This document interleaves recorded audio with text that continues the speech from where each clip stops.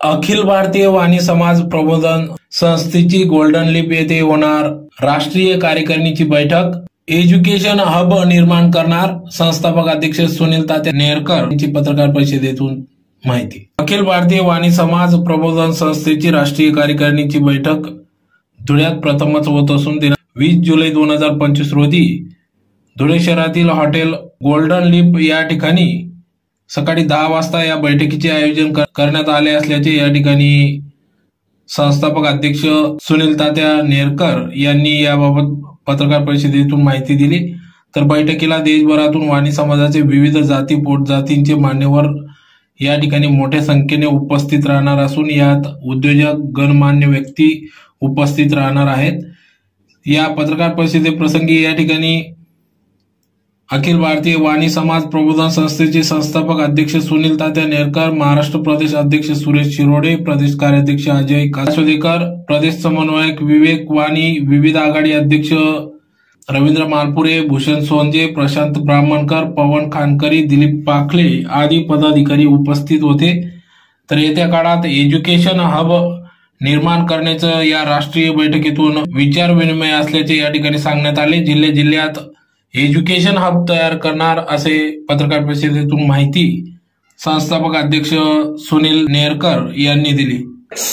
उद्या अखिल भारतीय वाणी समाज प्रबोधन संस्थेची राष्ट्रीय कार्यकारिणीची बैठक आपल्या धुळे महानगरीमध्ये होत आहे। या राष्ट्रीय कार्यकारिणीच्या बैठकीत सर्व देशातले मान्यवर उपस्थित असणार आहे। या राष्ट्रीय कार्यकारिणीमध्ये तरुण मुलांचे वैवाहिक विषय, रोजगार, पॉलिटिकल अशा अनेक विषयावर आम्ही उद्या धाडसी निर्णय घेऊन समाजाला एक नवीन दिशा देणार आहोत। सगळ्यात महत्त्वाचा प्रश्न म्हणजे प्रबोधन संस्था ही सामाजिक संस्था आहे, व्यावसायिक किंवा राजकीय संस्था नाही।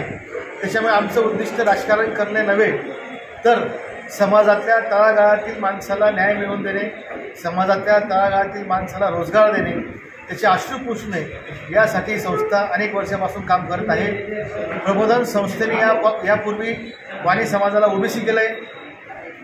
ज्या 26 पोट जाती आहेत त्यातल्या जवळपास 5 पोट जाती आम्ही एकत्र आणल्या आहेत। नजीकच्या काळामध्ये सगळ्या पोट जाती कशा एकत्र येतील याच्यासाठी आम्ही प्रयत्न करणार आहोत। त्यासोबतच लवकरात लवकर प्रबोधन संस्थेचं एज्युकेशन हब प्रत्येक जिल्ह्याला निर्माण व्हावं या दृष्टिकोनातून आम्ही काम करणार आहोत।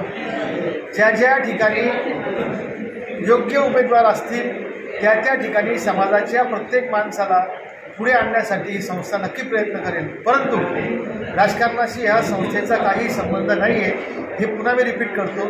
राहिला माझा प्रश्न तर मी कोणती निवडणूक लढणार नाही आहे, मला फक्त समाजकार्यात आनंद आहे, मी समाजकार्यामध्ये आनंद घेणार आहे।